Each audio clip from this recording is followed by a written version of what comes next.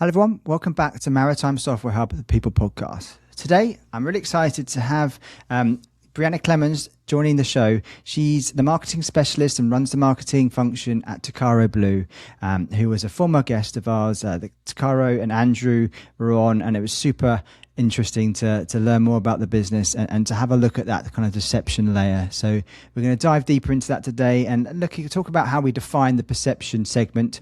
So Breanna, welcome to the show. And I'd love it if you could just introduce yourself and tell us a bit more about you.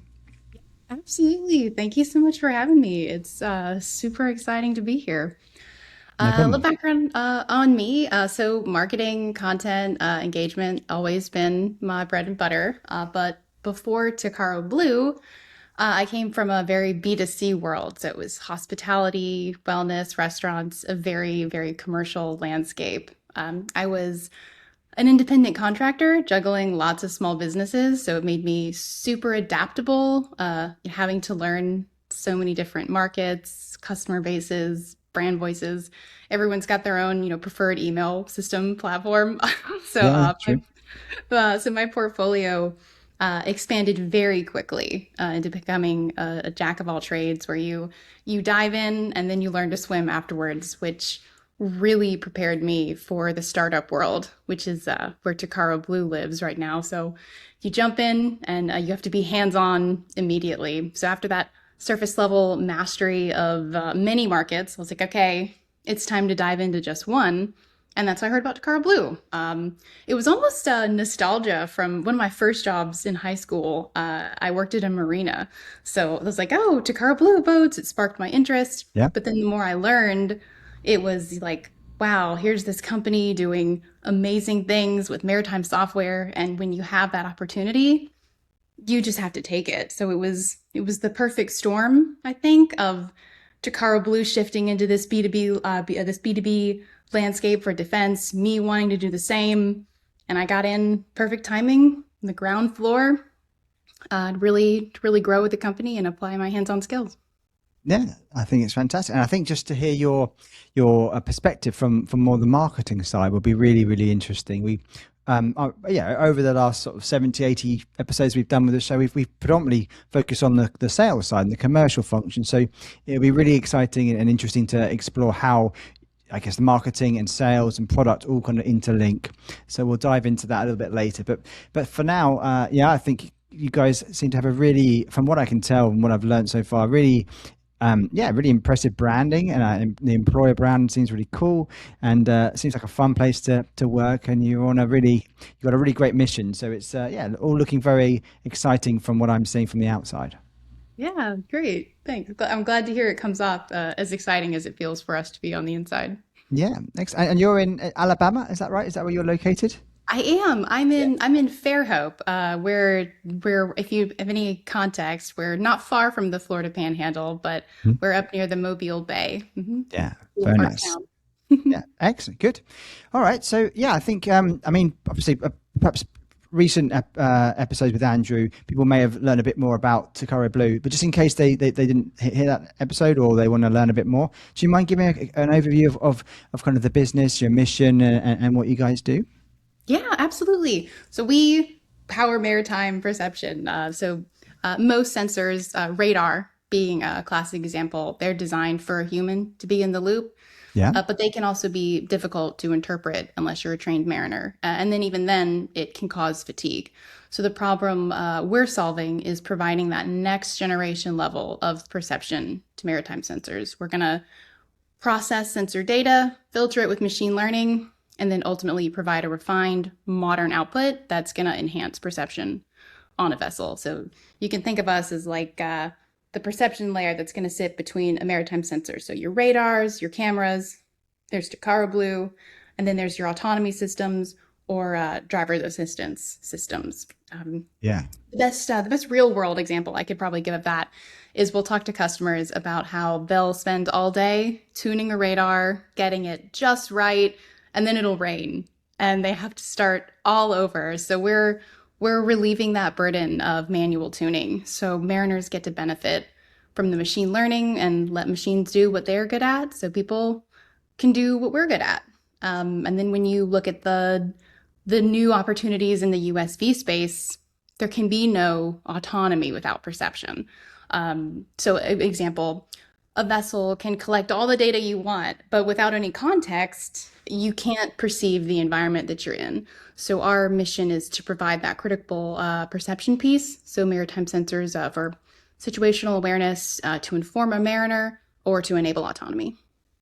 Yeah, I think it's fascinating. And you talked about obviously you seems like you interact with not just both the end user, the sort of the whether it's a vessel owner or maybe on the more on the leisure side or the defence side, but you're also having partnerships with other technology companies. And I was saying earlier, the number of companies I've spoken to and that we recruit for out here are very familiar with Tocaro Blue, or they're kind of their eyes pricked up when I mentioned that we had you guys on the podcast. So it seems like you're building a great reputation on the partnership side as well. So is that a big part of your role, having those conversations with other technology providers?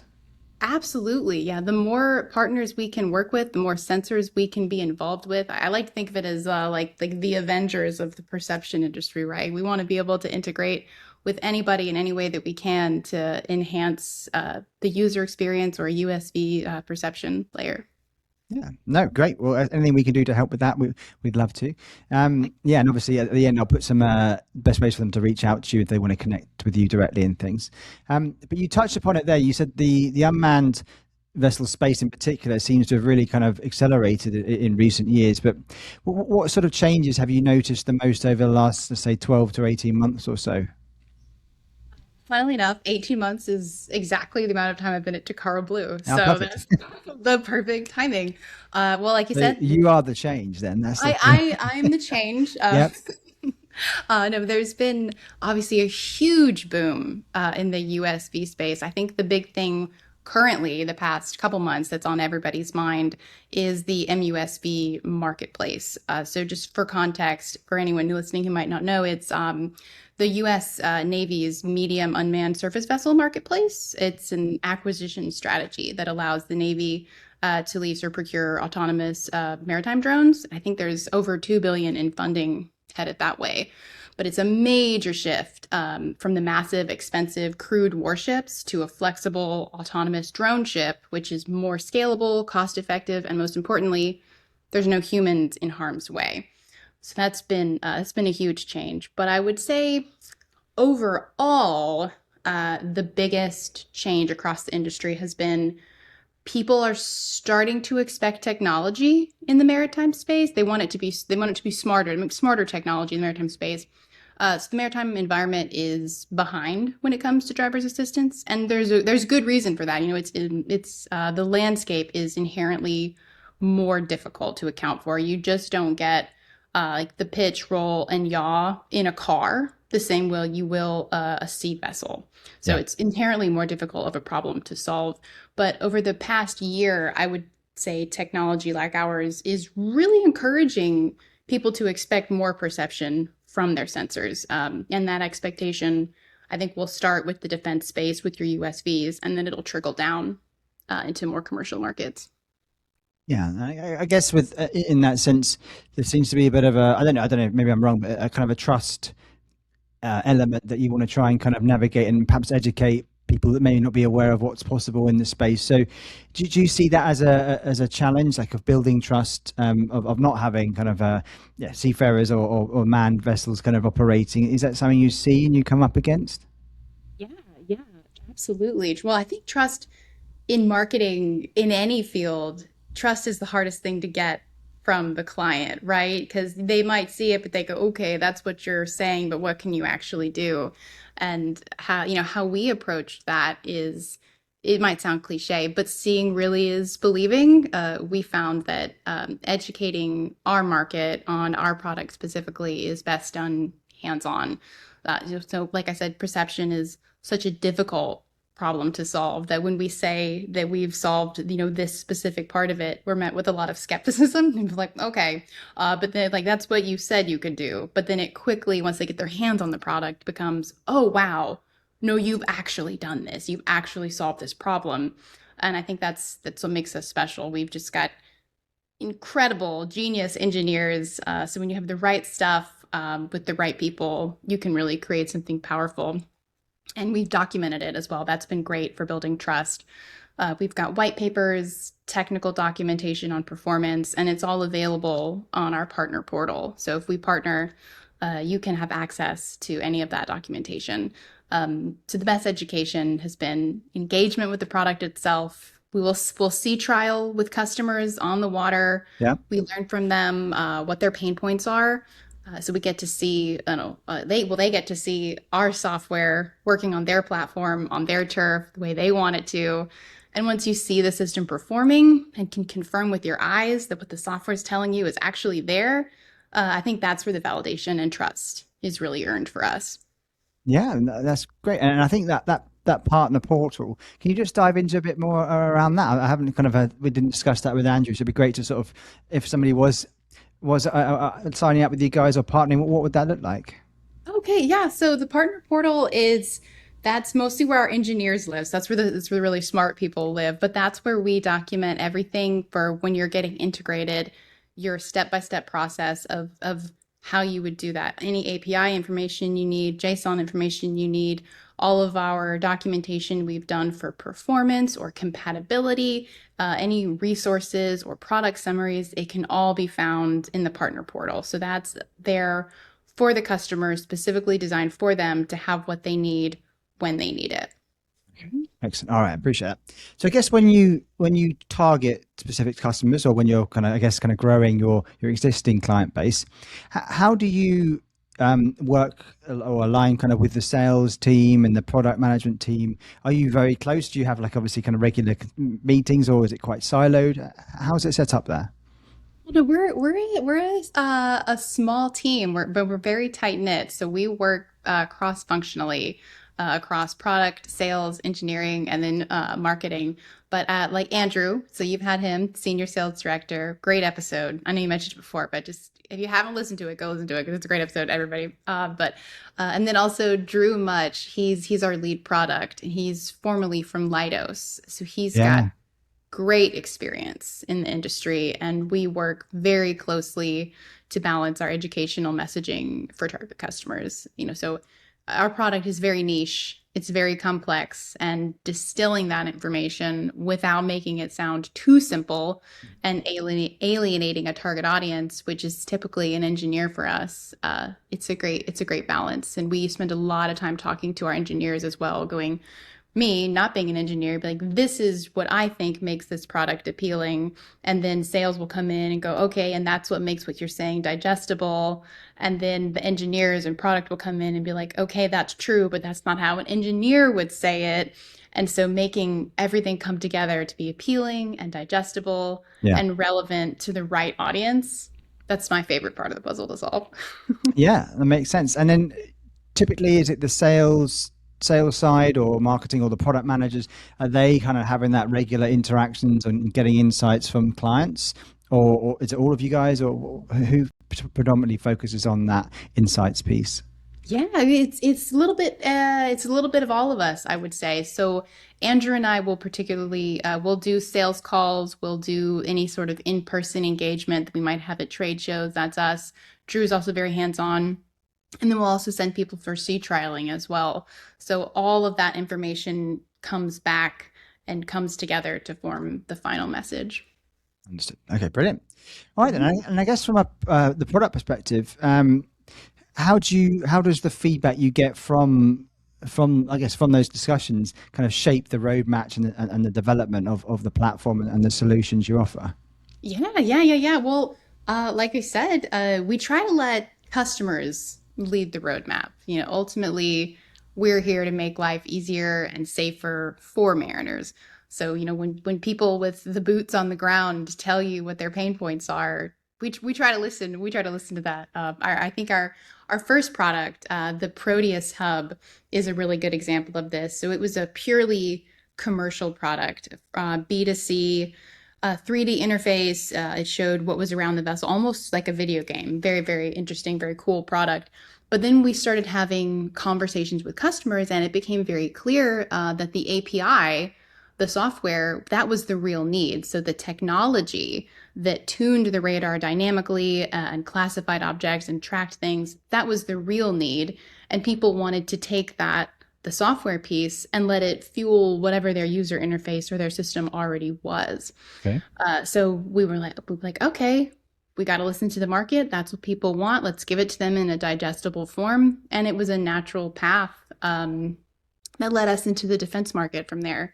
And we continue to have those conversations with customers. So we continue to combine the art of the possible with what's realistic to accomplish and marry that with customer needs that we witness firsthand.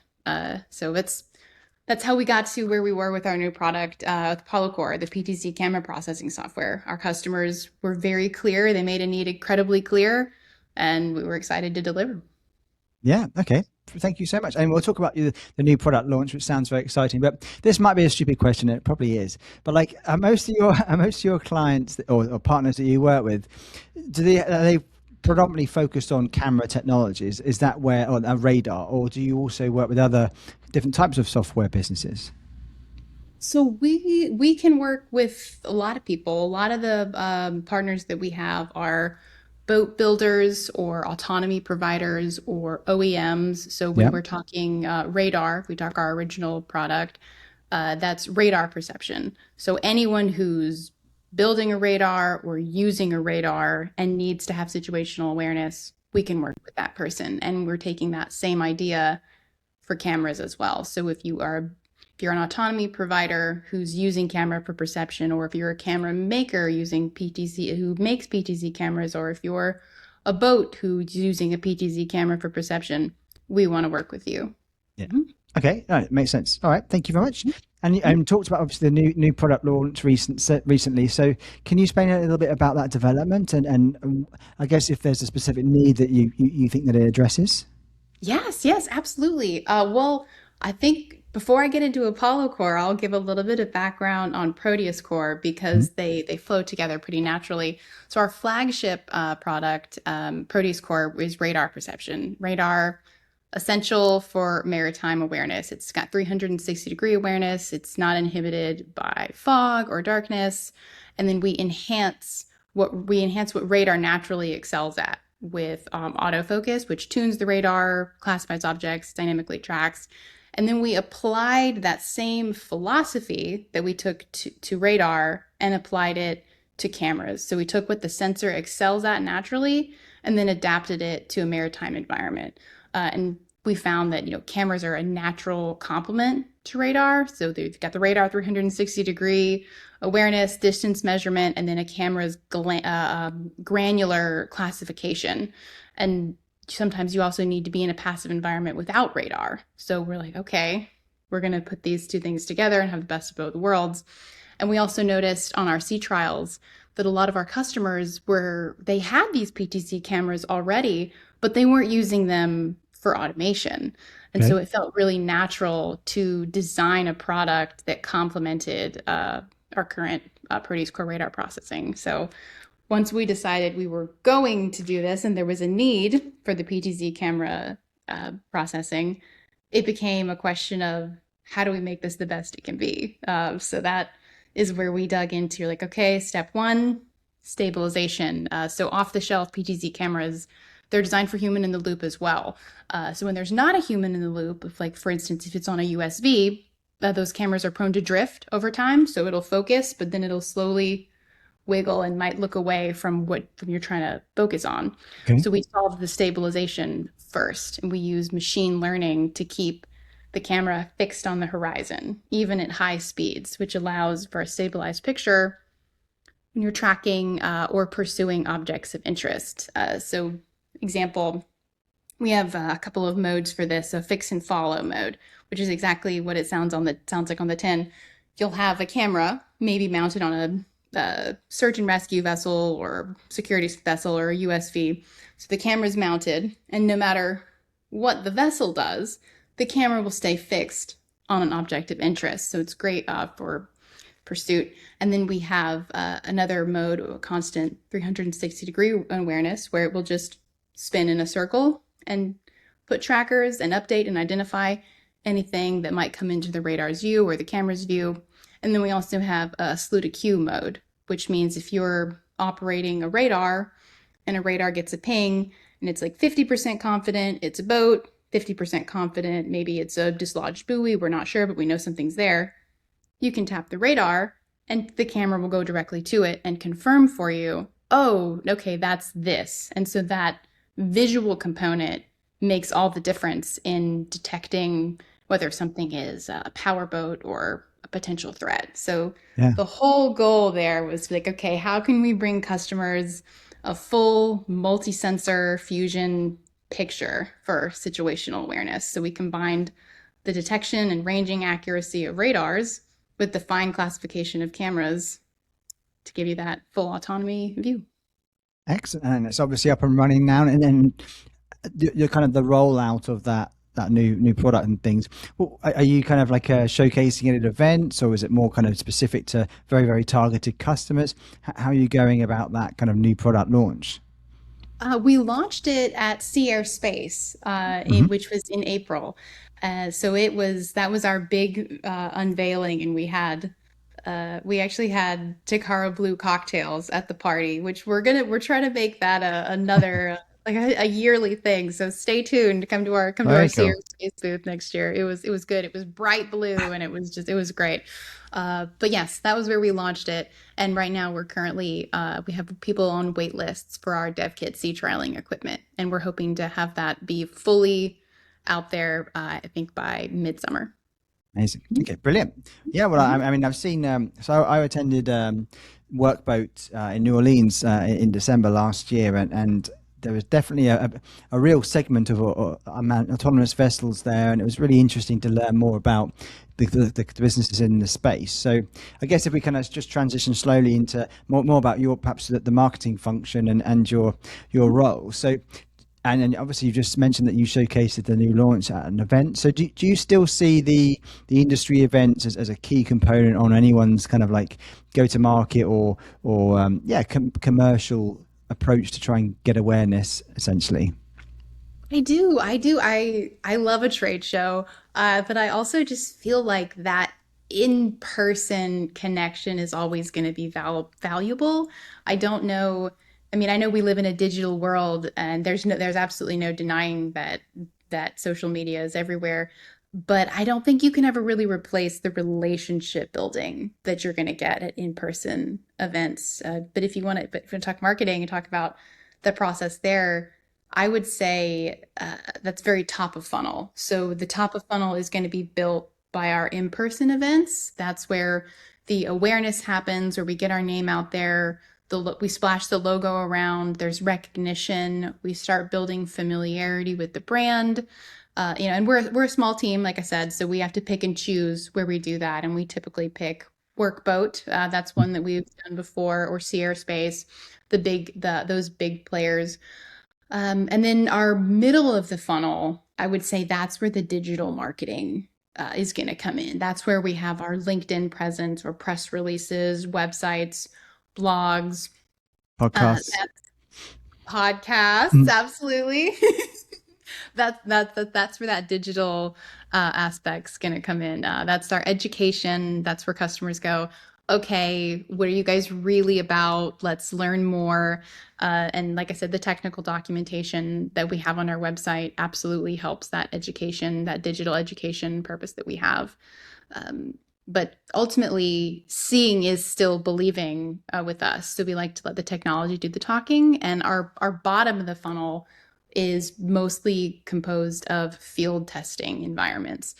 So that's where the validation and the trust happens for us. We'll have government exercises like Antix or Silent Swarm or REPMIS, any of those, or sea trialing with a client. So we try to spend a lot of our resources being where the customer is on the water, hearing exactly what they need, and then helping them solve, real problems right now. Yeah, brilliant. And are you very hands on those digital marketing campaigns yourself as well? Yes, yeah, that's the chances are anything that you'll see from a digital marketing perspective is Andrew and I's brain power coming in there and going, okay, but let's use this font and let's place it here and how's this? Yeah, so That's me and Andrew. Great. All right. Excellent. Well, as I said before, I think the brand is excellent, and from what I've met you guys at events and things in the past, it seems like things are going moving forward very nicely. And I guess in that context, how do you see opportunities for you guys maybe in the next kind of year or so? I know we talked about kind of the changes, but from an opportunity point of view, what are you seeing as kind of the next things that you can kind of be working towards? For us personally, the more sensors, the better. I would say the more compatibility we can have with all types of radar, all types of cameras, and then I mean maybe even more sensors down the line. The more agnostic we can be, the more we can help be of service to potential customers, like through your USV builders specifically. And like I said, that's where the market's really hot right now. And I would say if you're talking USVs specifically, where the opportunities are with those, where aren't there opportunities for USVs is probably a smaller list of things. Mhm. Um, I know a good example of a popular area now is in Norway. They're working on autonomous ferries for public transport Yeah. across their waterways. So it's very efficient, it's very eco-friendly, and where it's a natural fit for the USV market, which means it's a natural fit for any of the sensor processing that we have. If you're going to have a vessel on the water, you're going to want to be, especially if it's going to be autonomous, it needs to be as aware of its environment as it can be.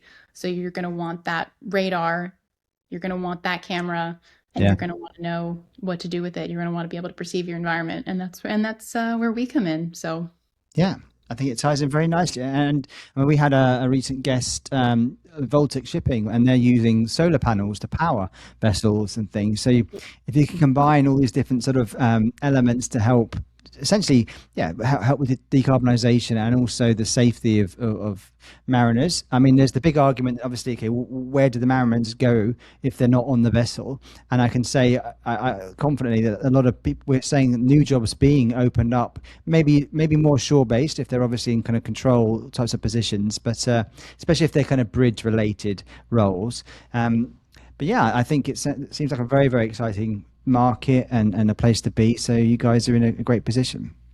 well, and I also will say that from even working in the USC environment, the Mariners, their roles haven't gone anywhere. Their roles have just shifted because the USV still needs all those people to even put it in the water. It can't get on the water itself, and it still needs humans in the loop, especially if you're looking at things like search and rescue. There are just certain things that require human expertise and creativity and dynamic decision making that USVs are wonderful for providing that information and keeping humans out of harm's way and then ultimately leaving the decisions to the people.